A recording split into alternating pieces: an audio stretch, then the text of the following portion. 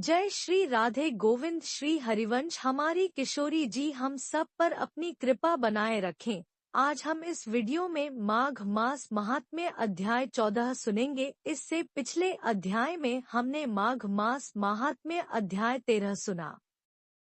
तो पहले भगवान श्री गणेश जी अपने गुरुदेव और अपने ईष्ट के श्री चरणों का वंदन करते हुए आज का 12वां अध्याय शुरू करते हैं। ऋषि पुत्र अग्निप के अंतर्ध्यान होने के बाद सभी गंधर्व कन्याएं काम से पीड़ित होकर विलाप करती हुई बहुत देर प्रतीक्षा करके अपने घर लौटी। जब वो घर आई तो उनकी माताएं उनसे पूछने लगी कि आज वापस आने में इतनी देरी तुमने क्यों करी।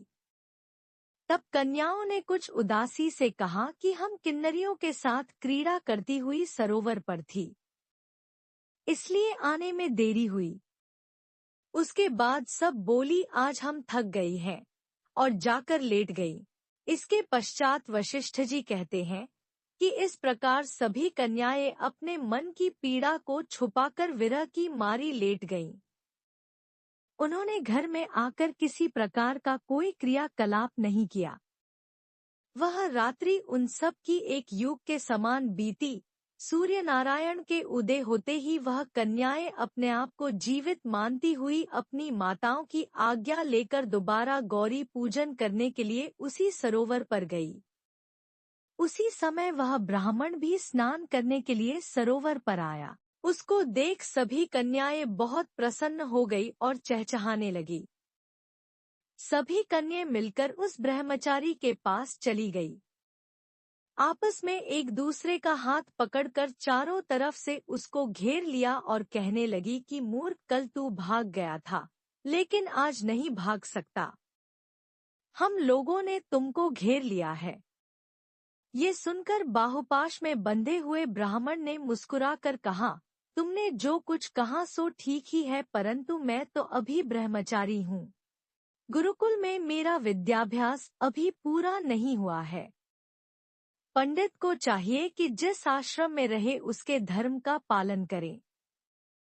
इस आश्रम में मैं विवाह करना धर्म नहीं समझता।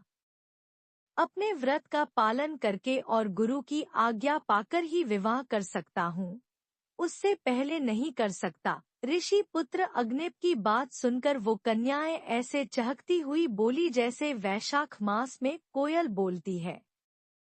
वो कन्याएं कहने लगी कि धर्म से अर्थ और अर्थ से काम और काम से धर्म के फल का प्रकाश होता है। ऐसा ही पंडित लोग और शास्त्र कहते हैं। हम काम सहित धर्म की अधिकता से आपके पास आई हैं, सो आप पृथ्वी के सब भोगों को भोगिए। उस ऋषि पुत्र ने कहा कि तुम्हारा वचन सत्य है, किंतु मैं अपने व्रत को समाप्त करके ही विवाह कर सकता हूँ, पहले नहीं कर सकता। तब वे कन्याएं कहने लगी कि तुम मूर्ख हो।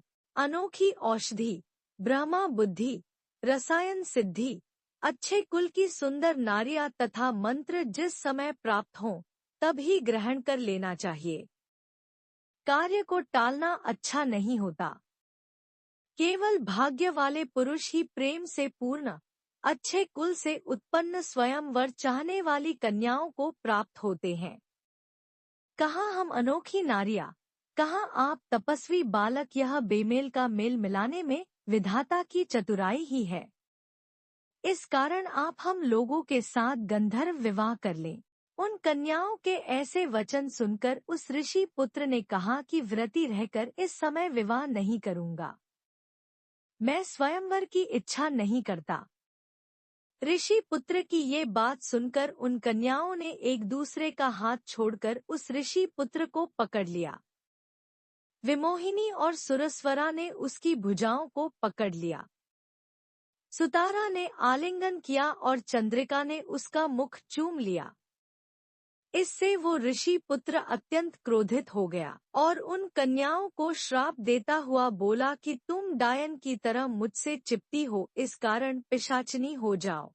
उस ऋषि पुत्र को इस प्रकार क्रोधित होकर श्राप देते देख वो सब कन्याएं उसको छोड़कर अलग खड़ी हो गई।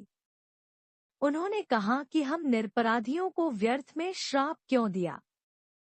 तुम्हारे इस धर्म ज्ञान पर धिक्कार है। प्रेम करने वाले से बुराई करने वाले का सुख दोनों लोकों में नष्ट हो जाता है। इसलिए तुम भी हम लोगों के साथ पिशाच हो जाओ।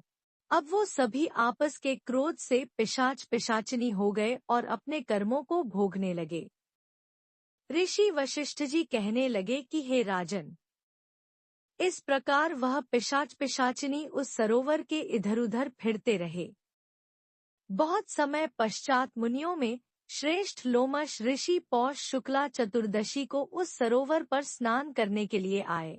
जब भूख से दुखी उन पिशाचों ने लोमश ऋषि को देखा तो उनको मारकर खाने के विचार से गोल घेरा बांधकर उनको चारों तरफ से घेर लिया।